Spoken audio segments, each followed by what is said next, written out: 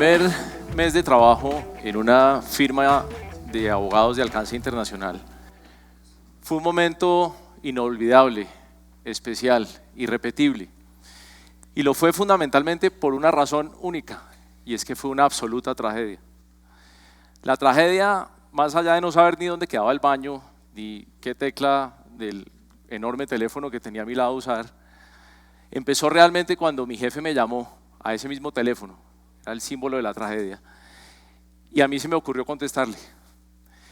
Y empezó por decirme que teníamos que preparar un contrato de compraventa de una compañía, que lo teníamos que entregar al día siguiente, que tenía estas y estas complejidades, no se cansó de enumerar unas 200, y acto seguido me lanzó la estocada final.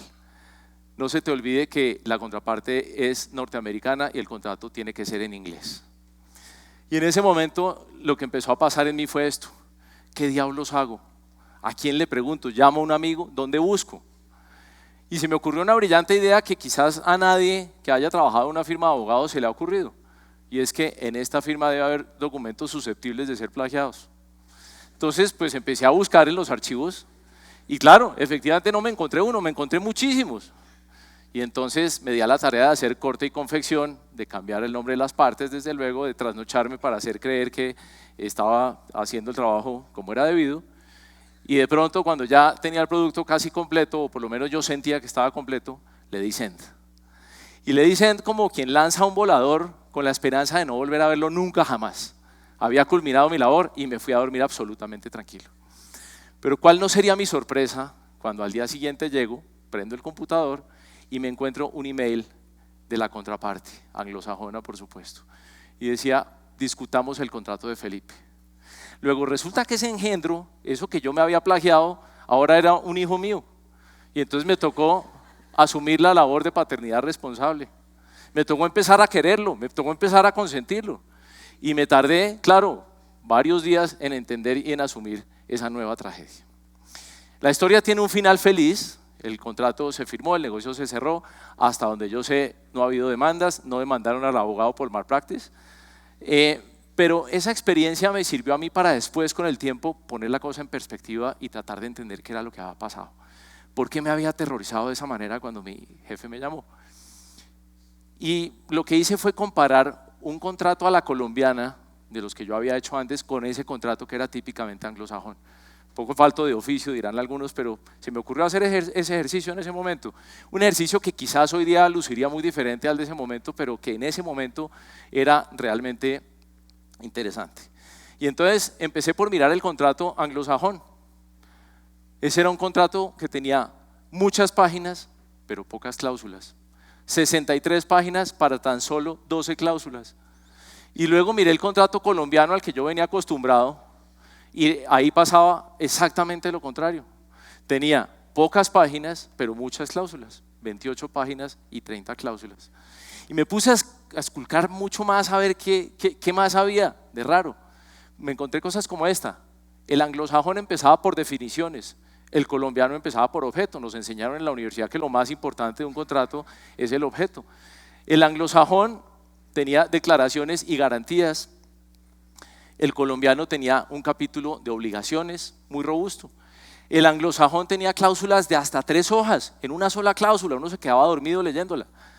El colombiano tenía, en cambio, todas las cláusulas de un tamaño inferior a una hoja. Y entonces la pregunta obligada era: ¿por qué? ¿Por qué tantas diferencias? ¿Qué nos hace tan distintos? Y la respuesta yo la encontré aquí. Y es que somos animales esencialmente diferentes, unos más animales que otros, claro, pero finalmente animales distintos. Miren esto: esta persona es racional, analítica, todo tiene una explicación, hasta el más mínimo detalle tiene que ser explicado y toca volver a repetirle y repetirle las cosas. Esta persona es pasional, es intuitiva, las cosas no necesariamente pasan por algo, las cosas no necesariamente tienen una explicación. Esta persona es fría, la de allá. Es una persona fría, helada. Yo no sé si ustedes recuerdan una escena en The Crown donde la reina Isabel se queja de que no puede llorar. Y además todas las escenas son de frío, todo es nublado. Esa persona es fría incluso del clima de donde viene y eso marca su personalidad. Tiene que estar guardando reservas en las épocas de bonanza para las épocas menos buenas. Esta persona en cambio es cálida, viene del trópico, entonces no tiene necesidad de protegerse tanto y eso incide en la última característica. La primera es previsiva. Todo tiene que quedar hasta el último detalle contemplado, por eso los contratos son así de gordos y esta persona es poco previsiva y además es impredecible, no se sabe con qué va a salir. ¿Cuál es la labor de quien hace y negocia un contrato? Crear un enlace entre estos dos, lograr que ambos se entiendan, lograr entenderlos, lograr darle a cada cual lo suyo, pero que fundamentalmente ambos entiendan y se sientan contentos con el producto. Sin eso no hay contrato, sin eso no hay negociación exitosa.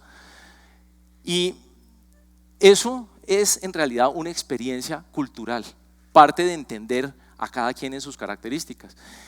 Miren esto, cuando uno ve esos ojos, uno tiene que tener la capacidad de entender si ese señor es coreano, es japonés, es chino o incluso boyacense.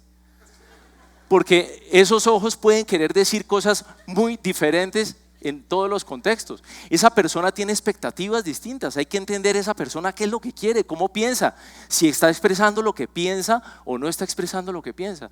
Y eso nos pasa cuando lidiemos con personas de cualquier lugar del mundo. En esa experiencia cultural también hay que entender el rol del abogado versus el rol del agente de negocios. Y resulta que el abogado termina siendo la reina Isabel de la historia.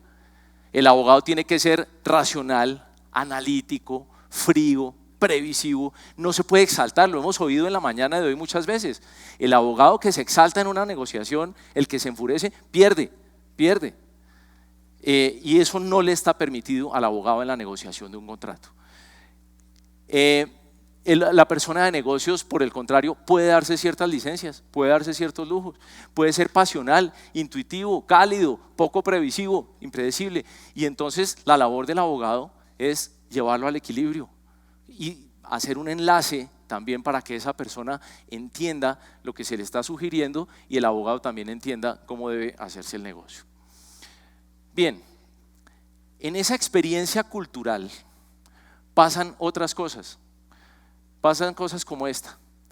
En mi generación estábamos acostumbrados a ver este tipo de escenas. Advierto, yo no soy de la generación de ese señor, por si las dudas. Pero estábamos acostumbrados a ver cosas como esta. Una persona elegante, con cierta erudición, con autoridad, mayor, dando cátedra y los demás tomando nota y obedeciendo y creyéndole por su sola presencia y su sabiduría. Todo explicado con fórmulas muy complejas que solamente esa persona puede hacer que los demás comprendan.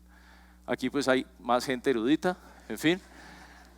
Pero resulta que el mundo cambió. Hoy día esta es la escena usual. Hoy día quien manda es un joven, hoy día quien explica es un joven.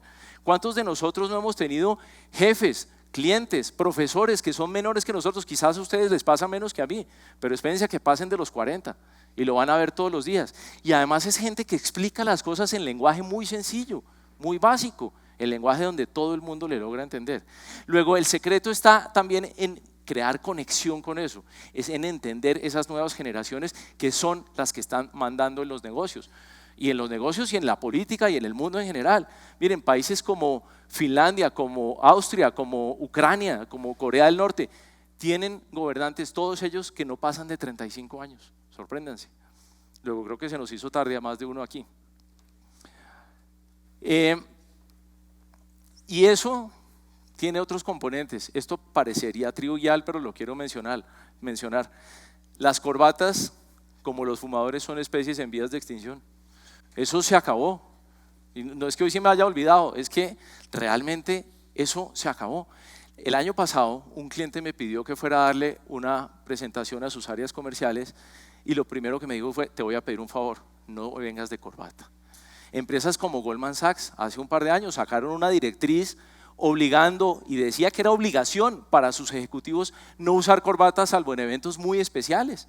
Pues eso tiene un significado, eso no es simplemente superfluo, eso no es un tema de moda. Eso lo que hace es crear una conexión entre quien habla y quien recibe, entre quienes se sientan en una mesa. Nadie, y lo decían también esta mañana, nadie tiene por qué sentirse en un plano de superioridad cuando está en una mesa de negociación o cuando está en un escenario cualquiera de la vida de los negocios. Bien, otra cosa que nos pasa cuando nos hablan de abogados, cuando la gente piensa en abogados y en nuestro rol, es esta. La gente cree que somos magos. Empiezan las frases diciendo, yo no soy abogado, pero te pido que consideres hacer una promesa de compraventa sin precio. Y después vemos cómo hacemos el precio. En la universidad nos enseñaron que eso no se puede. Cosas que me pasan aún más frecuentemente. Hazme una oferta no vinculante.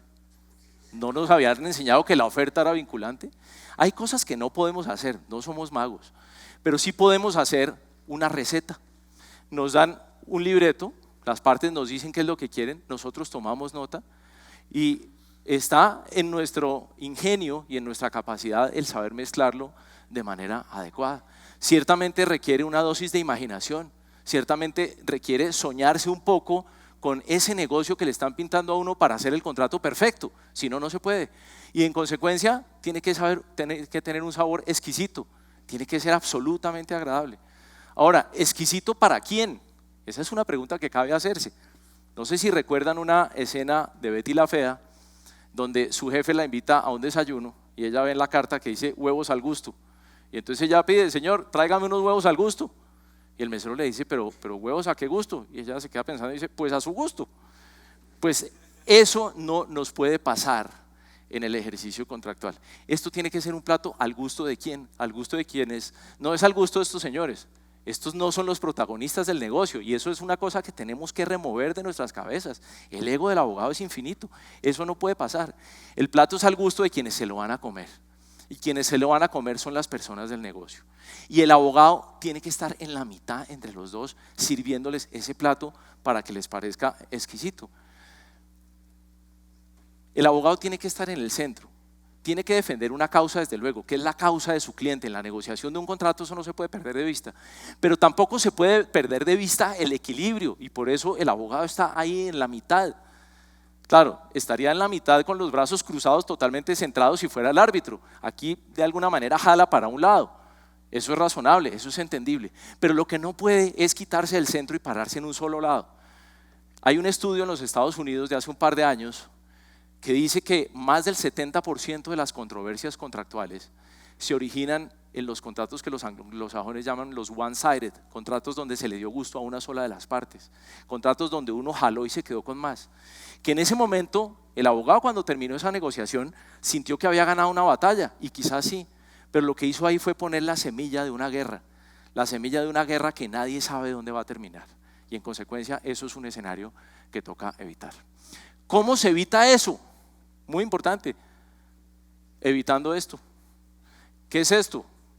Esto es la lobotomía de un abogado. Este es el cerebro de un abogado. El cerebro de un abogado es absolutamente cuadriculado, las cosas son blancas y negras, nada se sale de la raya. Y entonces nos toca extirpar, nos toca acabar con eso. Alguna vez le dije a alguien, yo creo que el derecho me taró la cabeza. Y ese alguien me dijo, no sea bruto, usted como era tarado estudió derecho. Entonces eso hay que erradicarlo. La vida no es en blanco y negro, la vida es de colores. El mundo no es cuadriculado, el mundo es una cosa informe. No es que sea deforme, es informe. Esa forma se la da a las personas de negocio. Hay que tener cuidado desde luego en que no termine siendo de esta manera. ¿Cómo se evita el Frankenstein? Se evita haciendo una cosa a la medida, tomando las medidas exactas de lo que las partes quieren. El vestido no puede quedarles ni muy grande ni muy chiquito.